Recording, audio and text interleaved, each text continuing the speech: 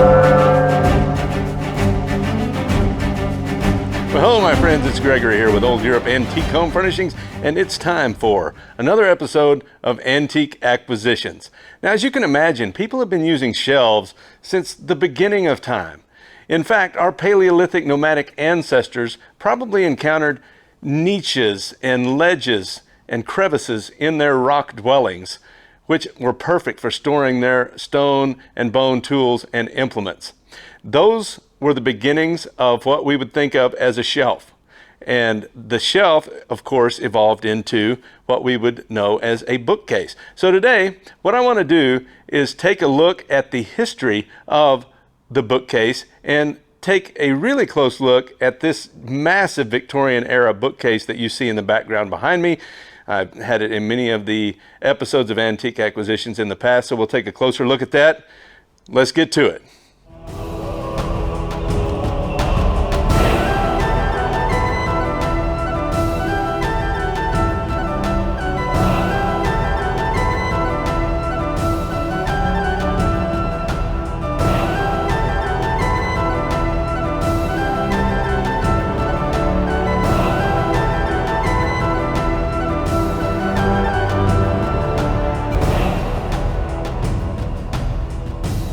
Alright, well, welcome back. Let's go ahead and take a little closer look at this bookcase. Now, you can see we have some excellent carving here. And the other thing that you'll notice is the lion with a ring in its mouth motif. Now, that motif has been used since antiquity to denote strength, courage, and majesty. And I think it also gives us a little bit of a clue to where this piece might have been made, because I tend usually to associate that motif in furniture with Les Pays-Bas, which are the Low Countries in Europe. That would be the Netherlands and Belgium. And if we go over here, let's take a little bit closer look here at the dovetail. Now, the interesting thing about this is there's only actually 2 dovetails in the front of that. And we can see there is somewhere on the drawer slide, because this rail on the side, typically, I know it's used still in furniture throughout the ages, but that was quite common in the 17th century. But the dovetails, actually, let's talk about those for just a second. Dovetails began to be used in furniture making in Europe in about the middle of the 17th century, so the 1600s. And it typically tended to start out with 1 or 2 dovetails, and they were larger. And then over time, you progressed to the smaller, tighter dovetails, particularly after the Industrial Revolution in the 1830s and 40s, because that's when you started seeing machine-made dovetails, and they were more numerous, they were smaller, and they were tighter. And there is a particular type of dovetail that you may have seen that's used only in American furniture, I believe. It's the rounded dovetails. But anyway, that's not what we're dealing with here. And based on that, I mean, it definitely appears to be 19th century to me. Let's see if we can make our way around to the back side and take a look at the chamfers. But first, I found this box that I had set up here, and it's got an authentic bicorn hat in it. Kind of interesting. Looks like it was well used. So let's go around and take a look at the back. Guten Tag. And ja, richtig. We will discuss the backside of that bookcase in just a few minutes. But before we do that, I want to revisit the idea of the history of the bookcase and shelves. Now, you may recall that before the intro sequence, we discussed the idea that our Paleolithic ancestors would have encountered niches and crevices in their rock dwellings or caves that would have been excellent for storing their stone implements. But as we move forward in time to the Neolithic period, their descendants had really started to settle down. They were producing more permanent dwellings, and they were cultivating the land to produce crops, and those crops would have needed to be stored.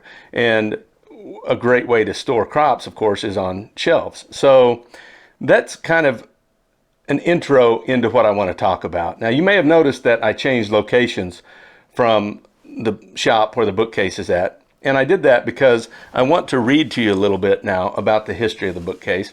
And I thought this might be a more appropriate setting. I've got my Austrian chair here, and my German pipe. Now, this pipe is 214 years old, according to the plate here. And a minute ago, when I was inhaling through the pipe, I could actually still smell the aroma from the tobacco that they would have used. I mean, who knows when the last time somebody smoked this pipe was, but that was an interesting sensation. So now, let's take a look at the history of the bookcase.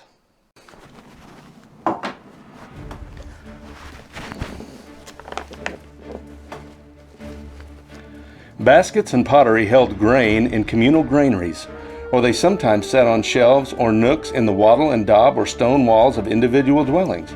In mud brick homes of ancient Mesopotamia, wooden shelves likely held cooking implements and other household items, while the municipal archival rooms of Elba and Nippur housed clay tablets. The community's records of account were on these clay tablets. They were on shelves or in wooden pigeonholes. Shelves have evolved along with the walls that supported them. Thus, to some degree, the history of shelving is bound to the history of architecture. One particular species of shelf has received special historiographic attention. There exists enough scholarship on the history of the bookshelf to fill, well, an entire bookshelf. Before books, there were scrolls. The ancient Romans, like the Sumerians, stored their extensive scroll collections in cells or pigeonholes, or on pegmata. These were platforms composed of planks of wood that were typically sold along with the house. Pegmata were thus among the first built-ins or shelves as features.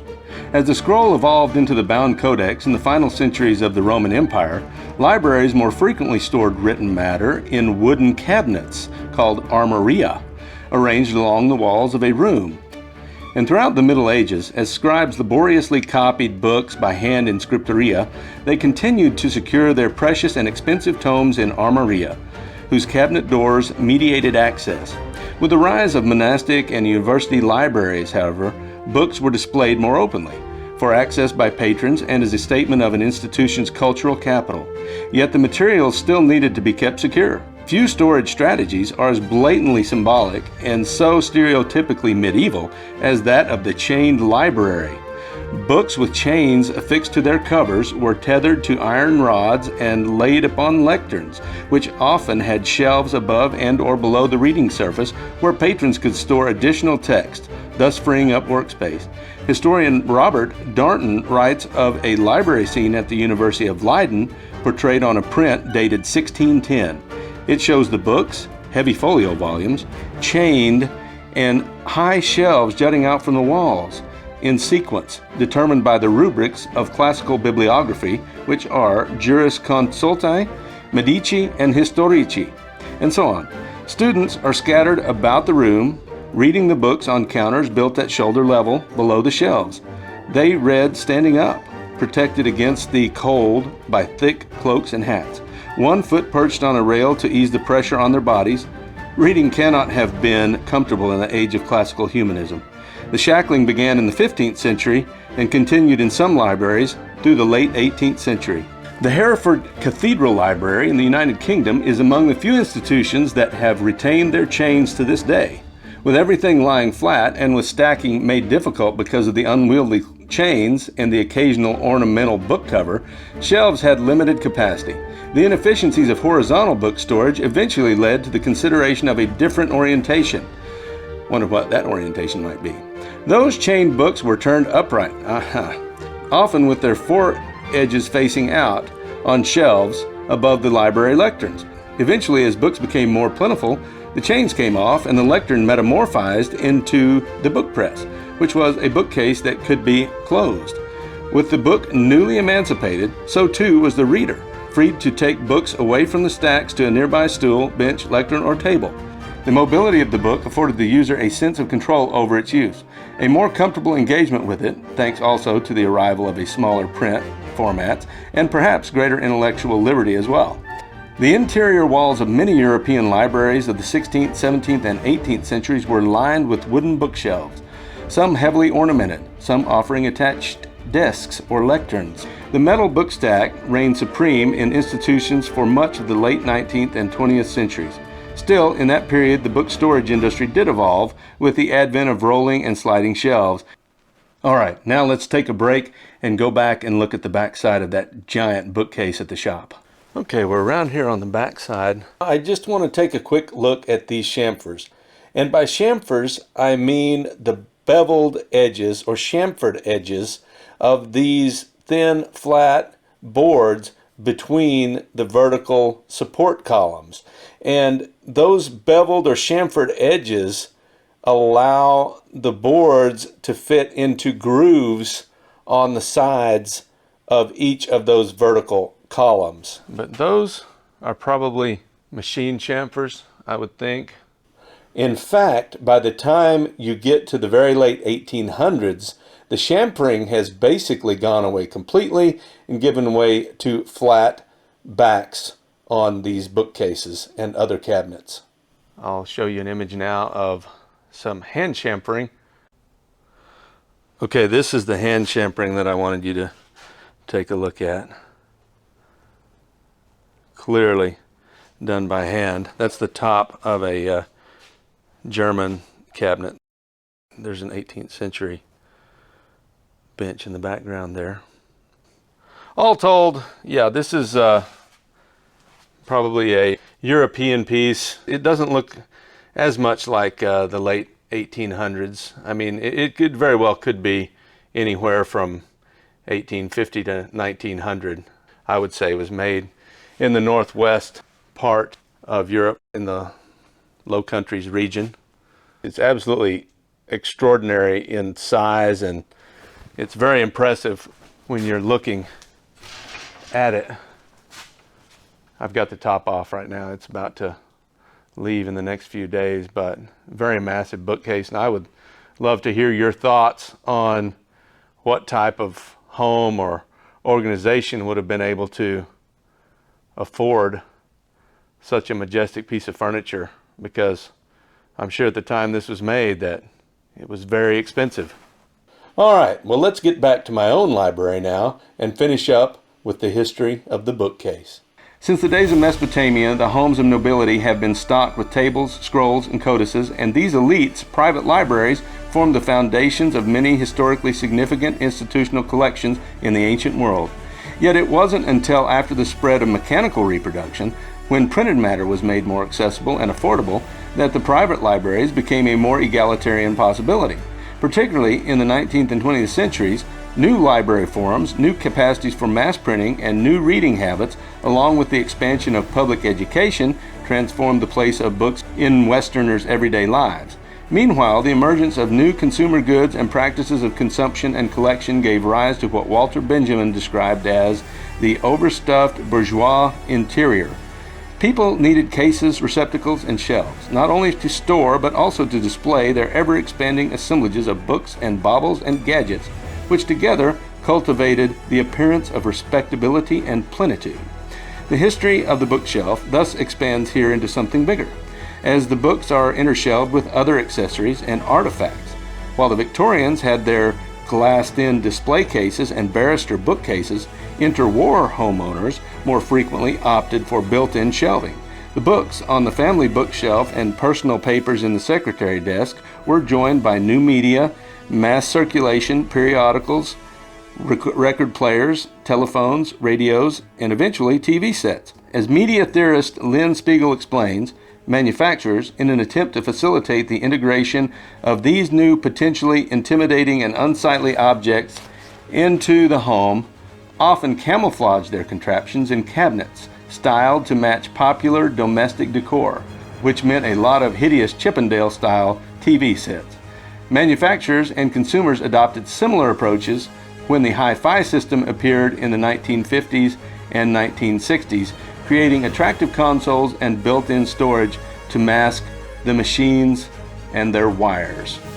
And that, my friends, brings us up to the present day. So as you can see, the bookcase, as we know it, has evolved significantly over time in quite logical steps. All right, my friends, that's going to wrap it up for this video. I hope you enjoyed it. I hope you learned a little something about history and antiques. And please don't forget to subscribe to the channel so you'll be alerted when new videos become available. We'll see you next time.